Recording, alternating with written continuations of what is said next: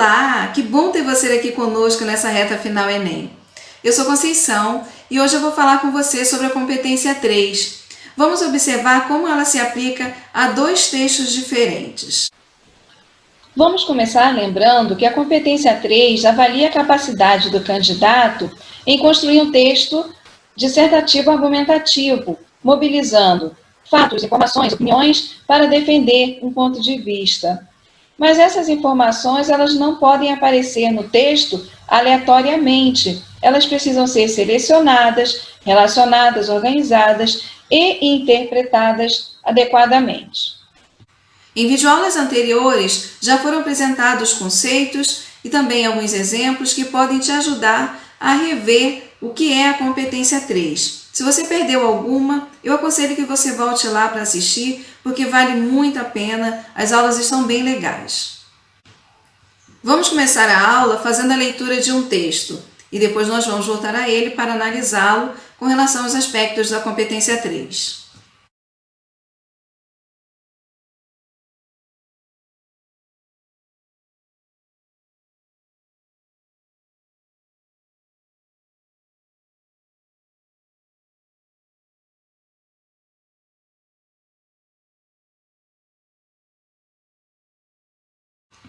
A redação parece que está muito legal, né?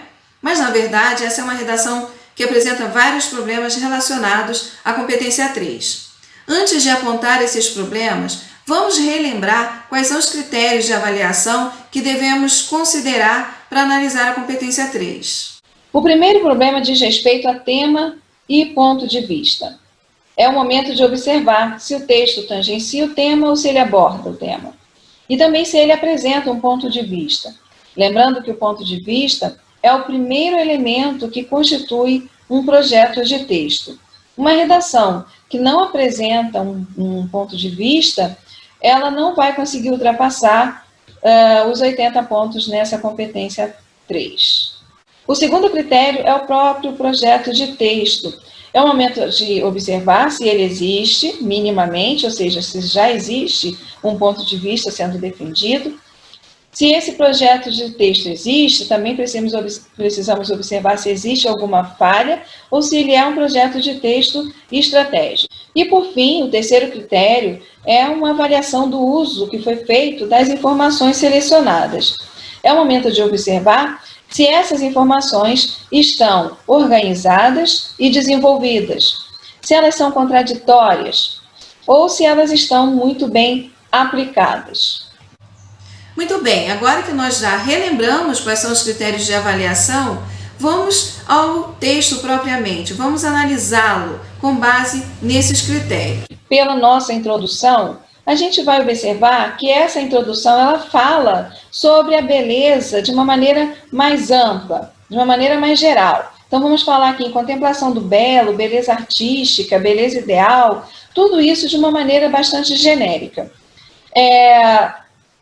Esse tipo de abordagem, já na introdução, é bastante arriscada. A gente percebe que essa introdução, ela tangencia o tema, porque ela não entra já na questão da beleza física, da beleza humana especificamente, que é o que a proposta espera da gente. Quando a gente começa a introdução tangenciando o tema, a gente corre um grande risco de tangenciar o tema até o final. Então, o conselho é que já na introdução a gente já entre no tema, já aborde o tema completamente. Um outro problema observado aqui é que essa introdução também não deixa claro qual é o posicionamento argumentativo que o texto vai tomar. Não tem uma tese dada já na introdução. E aí temos um outro problema, porque se não apresentamos uma tese já na introdução, a gente corre o risco de passar o texto inteiro apenas expondo ideias e não defendendo um ponto de vista. Um outro problema que pode acontecer quando a gente não apresenta já uma tese na introdução é que a gente acabe defendendo vários pontos de vista ao longo do texto sem discutir, sem se aprofundar em nenhum deles. Então, fiquem atentos a isso. A introdução já precisa trazer a abordagem completa do tema e um ponto de vista. Outro problema que a gente observa aqui nesse texto, e que é um problema grave, é a falta de um projeto de texto. um projeto de texto bem feito? Nós temos, como eu já mostrei na introdução, uma abordagem sobre a beleza artística em geral, na contextualização, mas essa informação ela é esquecida aqui na introdução. Ela nunca mais vai ser retomada ao longo do texto. Ou seja, é uma informação pouco produtiva, que não serviu para um ponto de vista específico. Um outro problema é a tese. Não tem tese na introdução, ou seja, nada nessa introdução vai ser aproveitado depois. Passando para os parágrafos de desenvolvimento, a gente vai observar que o segundo parágrafo, ele traz uma série de informações amontoadas.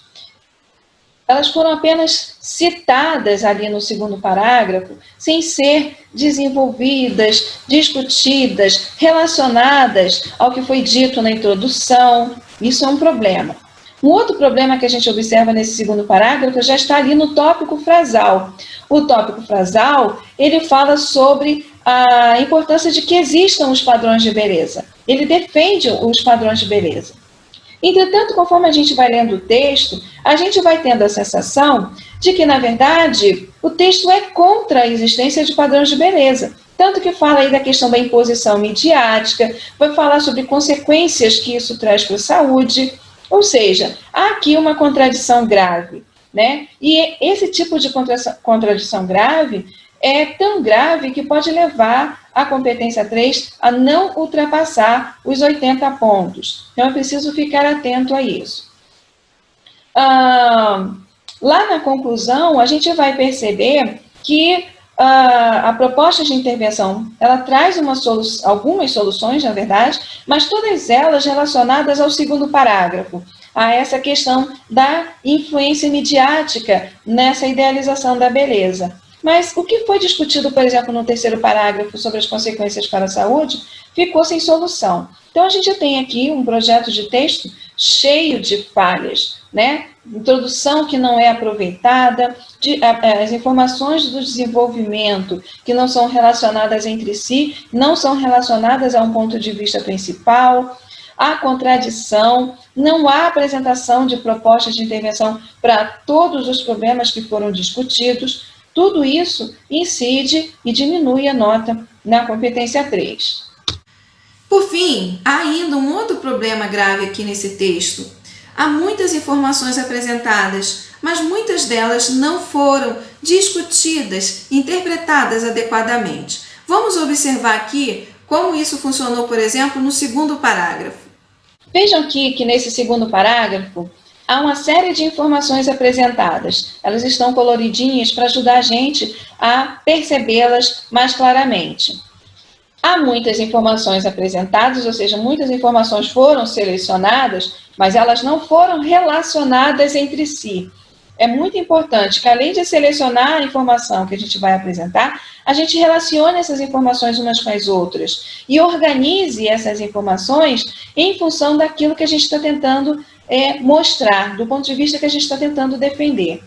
A gente vê aqui, por exemplo, a informação sobre o fato de que a mídia, em geral, impõe padrões de beleza. Essa é uma informação citada aqui no parágrafo, mas ela não foi discutida. Como que a mídia impõe, de que forma, com que objetivo a mídia impõe, quais são as consequências dessa imposição?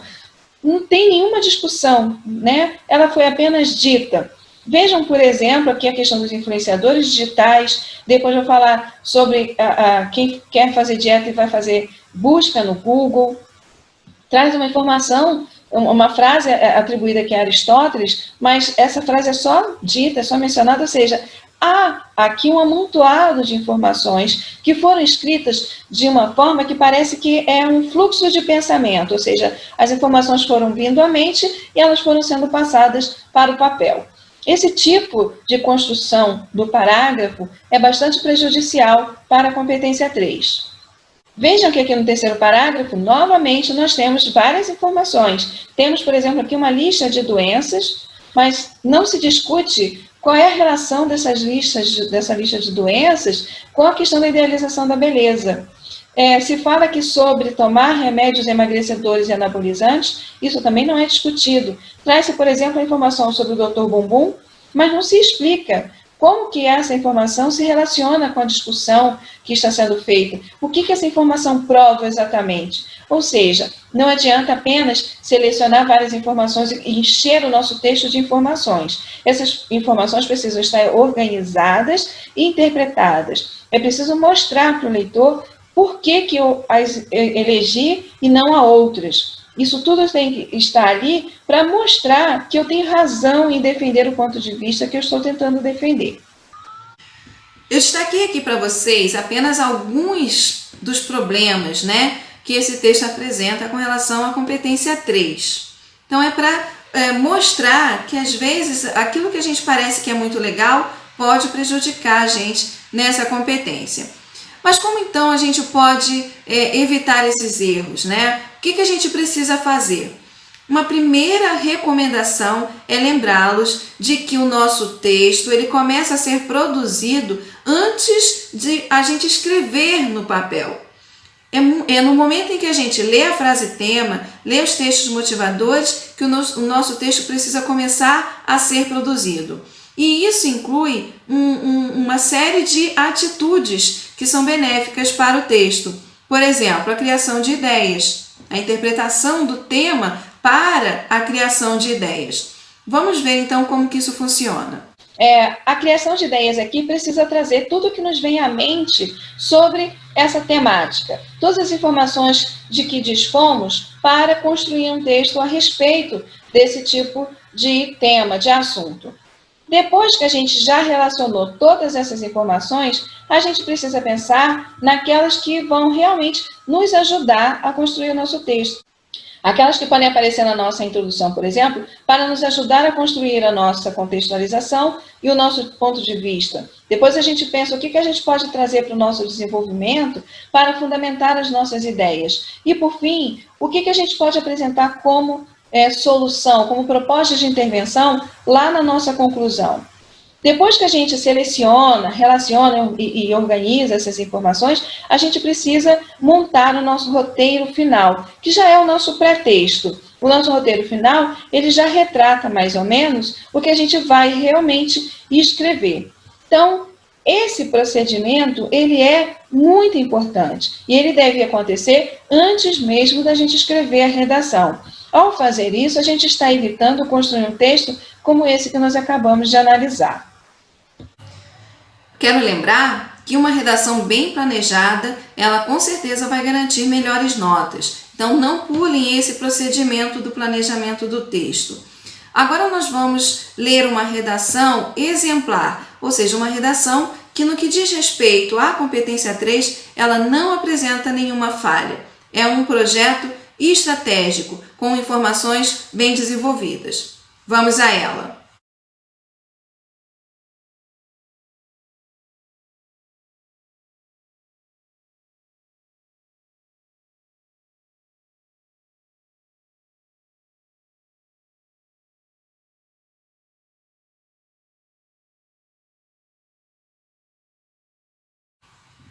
Perceberam como que nessa redação exemplar as informações selecionadas foram organizadas e discutidas de uma maneira muito mais profunda, muito mais bem fundamentada? Vamos recuperar agora como foi feito o seu planejamento, o seu projeto de texto. Vamos começar observando aqui que a tese que é apresentada lá na introdução, que está em vermelhinho, ela é recuperada ao longo do texto. Ela é retomada e discutida nos 2 parágrafos de desenvolvimento e ela é retomada e confirmada lá na conclusão. A seguir, observem que aquela informação que serviu para contextualizar, que aparece em azul aí na introdução, ela é retomada lá no finalzinho do texto, na frase de fechamento. Essa é uma característica muito importante dos textos dissertativos argumentativos, que é a circularidade. Também é interessante observar aqui que a proposta de intervenção, ela traz soluções para as 2 problemáticas que foram apresentadas no desenvolvimento. A intervenção apresenta a solução tanto para a questão da interferência midiática, quanto para as consequências que a idealização da beleza traz para a saúde. Um outro aspecto também que é uma característica muito importante dos textos dissertativo-argumentativos é o desenvolvimento e a fundamentação das informações. A gente observa que as informações apresentadas aqui, elas foram muito bem organizadas e todas elas foram discutidas. Vejam que no segundo parágrafo é elencada uma série de informações que se prestam a um propósito principal, que é o de apresentar uma das causas dessa idealização da beleza. De onde ela surgiu, como ela é fomentada. Isso tudo está apresentado aqui no segundo parágrafo. No terceiro parágrafo, foram reunidas informações que servem para mostrar que essa idealização da beleza tem consequências para a saúde. Então, a gente vê aqui que a gente, depois que o texto está pronto, a gente consegue recuperar o planejamento do texto. A gente consegue perceber que quem escreveu a redação se planejou previamente, se organizou previamente para escrevê-la. Muito bem, nossa aula chegou ao fim. Foi um prazer para mim ter você até aqui comigo, nessa reta final ao Enem. Espero que as informações apresentadas e discutidas aqui te ajudem a melhorar a sua nota nessa competência.